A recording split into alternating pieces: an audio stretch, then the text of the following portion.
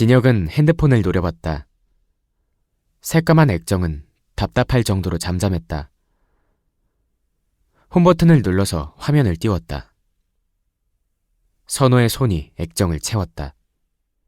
직접 찍어서 설정한 잠금화면엔 시간과 날짜만 박혀있을 뿐이었다. 가만히 보고 있자 화면이 꺼졌다. 도로 까매진 액정을 노려보다가 또 잠금화면을 띄워서 보고 또 까매진 화면을 잡아먹을 듯 바라보고 그 짓만 30분이 넘도록 반복했다. 돌겠네 진짜. 먼저 손을 든 건 진혁이었다. 핸드폰을 치워두고 눈을 가렸다. 어쩌다 이런 지경까지 온 건지 모르겠다. 마른 세수를 마친 진혁이 멍하게 선호를 떠올렸다. 자신을 있는 힘껏 밀쳐놓고 되레 더 놀라던 선호. 몸을 뒹굴 뒤집었다. 베개에 숨막히도록 얼굴을 묻었다. 아직 마음의 준비가 안 돼서 자기도 모르게 밀친 거라고 쳐도 그 다음은 너무했다는 생각밖에 안 들었다. 그날 그 자리는 일방적인 게 아니라 서로의 동의하에 함께한 자리였다. 기억이 잘못된 게 아니라면 분명 그랬는데. 넌 나랑 섹스하려고 사귀는 거야? 그런 뜬금없는 소리는 태어나서 처음이었다. 선호는 너무 어이가 없어서 벙쪄있던 진혁을 두고 혼자 얼굴 붉히고 허둥거리더니 전력으로 도망갔다. 뒤늦게 따라 나갔지만 머리털도 찾을 수 없었다. 그렇게 혼란 속에서 실패로 끝난 섹스 시도 이후 나흘째 연락이 없었다. 내가 뭘 잘못한 건데? 나흘간 생각에 생각을 거듭했다. 태어나서 이렇게 생각에 몰두해 있던 적은 없었다. 그렇게 머리가 아프도록 골몰한 결과는 전혀 모르겠음이었다. 맹세컨대 단 한 번도 섹스하려고 사귀냐는 말을 들을 만한 일은 한 적이 없었다. 사귀는 동안 야릇한 분위기를 잡아보기도 하고 은근슬쩍 하고 싶다는 티를 낸 적도 있기는 하다. 하지만 플라토닉을 지향하는 게 아닌 이상 그 정도는 자연스러운 일 아닌가? 남도 아니고 애인이랑 단둘이 있는 상황인데. 그리고 그걸 강요하거나 몰아붙인 일은 없었다. 정말로 하늘의 맹세코. 선호가 조금이라도 난감해하거나 거북해하면 곧장 분위기를 바꿨다. 반년 동안 키스만 하면서도 제 욕구는 꾹꾹 참아왔다. 인내와 인내가 열매를 맺어 드디어 마음이 통했구나 싶었다. 그런데 왜? 같이 침대에 누울 때만 해도 좋은 분위기였던 걸로 기억한다. 그런데 대체 왜?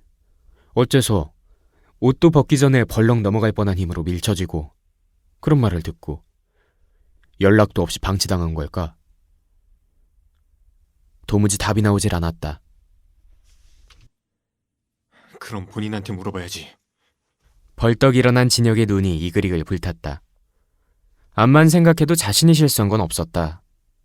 그렇다면 원인은 선호에게 있다는 게 된다. 서둘러 겉옷을 챙겼다. 기다릴 만큼 기다렸고 생각할 만큼 생각했으니까 이젠 선호를 털어볼 차례였다. 선호가 혼자 자취하고 있어서 다행이었다. 그러지 않았으면 밤새 뒤척거리면서 날 밝기만 기다려야 했을 테니. 11시가 넘은 시간이었지만 개의치 않고 벨을 눌렀다. 오는 길에 미리 보내둔 메시지도 선호가 확인했는지 일이 사라졌다. 답장은 여전히 없었지만 직접 왔으니까 상관없었다. 직접 들으면 되겠지.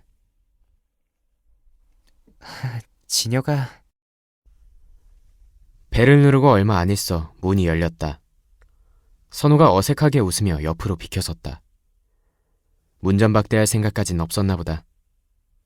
진혁은 선호의 마음이 바뀌기 전에 잽싸게 튀어들어갔다. 내가 생각을 해봤는데 인사 대신 본론부터 꺼냈다. 선호의 특기 중 하나가 은근슬쩍 말돌리기였다. 밤늦게 미양 같은 말랑말랑한 소리를 했다간 말려들기 딱 좋았다. 거실에 떡하니 서서 선호가 말 꺼낼 틈을 주지 않았다. 난 정말 잘못한 일이 없는 것 같아. 4일 내내 생각해봤는데 정말로 없어. 혹시 내가 몰랐던 잘못이 있는 거면 사과할게. 그리고 내 잘못이 아닌 거라면 왜 그랬던 건지 알고 싶어. 그러니까 제발 얘기해줘. 선호야, 그날 왜 그랬어? 끼어들 틈 없이 쭉쭉 말하면서도 질책하는 기색은 없이 침착하게. 진혁은 오는 동안 열심히 쓴 대본을 틀린 곳 없이 정확하게 소화했다. 약간 뿌듯하기까지 한 일장 연설을 끝내고 조용히 선호를 확인했다. 쏟아진 말에 잠깐 벙벙해 있던 선호가 혀로 입술을 죽였다. 갑자기 오고 있다고 연락이 왔길래 예상은 했다만 이렇게 빠져나갈 틈 없이 준비했을 줄은 몰랐다. 선수를 빼앗긴 선호는 꼼짝없이 변론해야 할 처지가 됐다. 일단 앉아.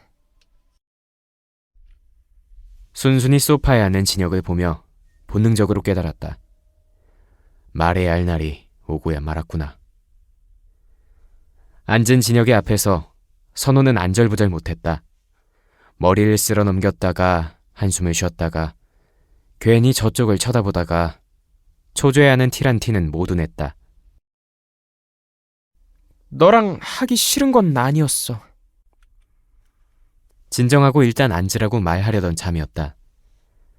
진혁처럼 대뜸 본론으로 들어간 선호가 시선을 맞추지 못하고 바닥만 바라봤다. 하기 싫은 게 아니라 말끝을 흐리며 후후 한숨 쉬는 게 답답했다. 싫은 게 아니었으면 대체 뭐였냐고 다그치고 싶은 걸 겨우 참았다. 그 사이 적당한 말을 구한 듯한 선우가 시선을 마주쳐왔다. 보여주기가 싫었어. 뭘? 그러니까 그게... 명확한 설명은 아니었다. 다짜고짜 보여주기 싫다 하는 말에 진혁이 의식하지 못하고 인상을 찡그렸다. 어쨌거나 싫다가 벙글벙글 웃을 만한 단어는 아니니까. 선우가 깊게 주름 잡힌 진혁의 미간을 보고는 허둥거렸다. 어서 제대로 된 설명을 해야 하는데 말이 목구멍 중간에 딱 막혀 나오질 않았다. 그러니까 고장난 기계처럼 그것만 반복했더니 진혁의 표정이 점점 안 좋아진다. 선우는 울상이라도 짓고 싶었다. 어서 제대로 설명해야 하는데. 똑같은 단어만 되풀이하다가 이젠 그것마저 그만둔 선우가 답답했다. 이젠 의식적으로 험악한 표정을 지으며 불편한 속내를 숨기지 않았다. 타박하거나 재촉할 생각은 없었는데 저렇게 답답하게 구니 어쩔 수가 없었다. 대체 뭘? 날이 바짝 선 목소리가 마지막이란 듯 묻자 선호의 목을대가 울렁거렸다. 까끌까끌한 입안을 혀로 훑었다. 진혁은 당장 대답하지 않으면 바로 나갈 기세였다. 말하자. 주문처럼 외운 세 글자가 아주 조금이지만 용기를 주기는 줬다. 아예 눈을 꽉 감은 선호가 될 대로 되라는 심정으로 목구멍을 막던 말을 토했다. 가슴!